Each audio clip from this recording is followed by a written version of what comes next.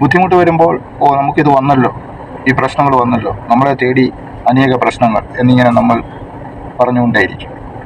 യഥാർത്ഥത്തിൽ പ്രശ്നങ്ങൾ എന്ന് പറയുന്നത് മനുഷ്യൻ്റെ ഒരു സൃഷ്ടിയാണ്. ആ മനുഷ്യൻ്റെ സൃഷ്ടിയിൽ അത് നമ്മൾ അകപ്പെടുന്നു.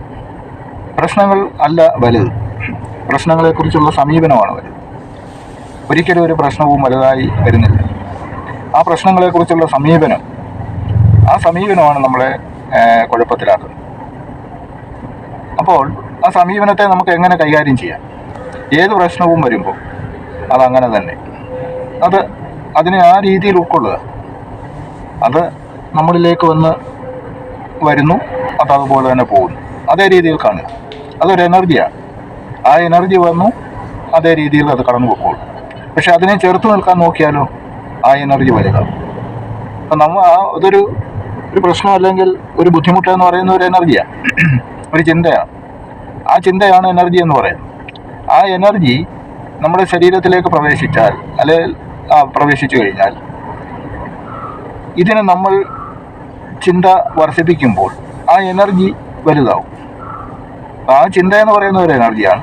പിന്നെ അതിന് നമ്മൾ ഊർജം കൂടെ കൊടുത്താൽ, വേറൊരു എനർജിയും കൂടെ കൊടുത്താൽ അതിൻ്റെ 10 ഇരട്ടിയായിട്ട് അത് വർദ്ധിക്കും. അപ്പോൾ ചിന്തിക്കും തോറും ആ എനർജിയുടെ സ്ട്രെങ്ത് കൂടിക്കൊണ്ടിരിക്കും. ചിന്തിക്കുന്നില്ലെങ്കിലോ ആ എനർജി പതുക്കെ ക്ഷയിച്ച് അത് വേറൊരു സ്ഥലത്തേക്ക് ഒന്നായിട്ട് മാറും. ഒരിക്കലും നമുക്ക് എനർജി ഊർജം ഉണ്ടാക്കാനും നശിപ്പിക്കാനും സാധ്യമല്ല.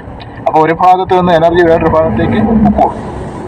നമ്മളതിന് ചിന്തയിൽ കൂടി എനർജി കൊടുത്തു കഴിഞ്ഞാൽ വീണ്ടും അത് വികാസം പ്രാപിച്ച് 10 മടങ്ങായിട്ട് വർദ്ധിച്ച് നമ്മളെ അത് ആക്രമിച്ചുകൊണ്ടിരിക്കും. അപ്പോൾ ഒരു ബുദ്ധിമുട്ട് അല്ലെ ഒരു യാതന, ഒരു പ്രയാസം വരുമ്പോൾ എങ്ങനെയാണോ അങ്ങനെ എന്ന് ചിന്തിച്ചാൽ അതതിൻ്റെ വഴിക്ക് പോകും.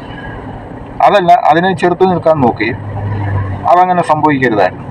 അത് വേറൊരു തരത്തിലായിരുന്നെങ്കിൽ ഇങ്ങനെ ഒരു ബുദ്ധിമുട്ട് വരികയില്ലായിരുന്നു. നമ്മൾ കുറച്ചുകൂടി ഒന്ന് ശ്രദ്ധിച്ചിരുന്നെങ്കിൽ തീർച്ചയായിട്ടും ഇതിൽ നിന്ന് രക്ഷപ്പെടാമായി. അല്ലെങ്കിൽ വേറൊരാളെ പഴി പറഞ്ഞു, അല്ലെങ്കിൽ വേറൊരു തരത്തിൽ ഇതിനെ മാറ്റാമായിരുന്നു. ഇപ്പം നമുക്കിത് വന്നു ഭവിച്ചല്ലോ എന്നുള്ള രീതിയിലൊക്കെ നമ്മൾ ചിന്തിക്കും. അപ്പോൾ ആ എനർജി അവിടെ തടഞ്ഞു വെച്ചുകൊണ്ട് നമ്മൾ ആ എനർജിക്ക് കൂടുതൽ സപ്പോർട്ട് കൊടുക്കുകയാണ് ചെയ്യുന്നത്. അതിൻ്റെ വഴിക്ക്, അതിൻ്റെ പാട്ടിന് വിട്ടു കഴിഞ്ഞാൽ അത് അതിൻ്റെ വഴിക്കാണ് പോകും. അതിന് സ്ട്രെങ്ത് കിട്ടാതാവുകയും അത് തളർന്നു പോവുകയും ചെയ്യും. മറ്റേത് അതിന് സ്ട്രെങ്ത് കിട്ടുകയും അത് വളരുകയും ചെയ്യും. അപ്പോൾ ഇത് ശരിയായിട്ട് മനസ്സിലാക്കുന്നവർക്ക് ആ കാര്യം നമുക്ക് മറികടക്കാനാകും. ശരിയായിട്ട് മനസ്സിലാക്കുക എന്നുള്ളതാണ് ഏറ്റവും വലിയ കാര്യം.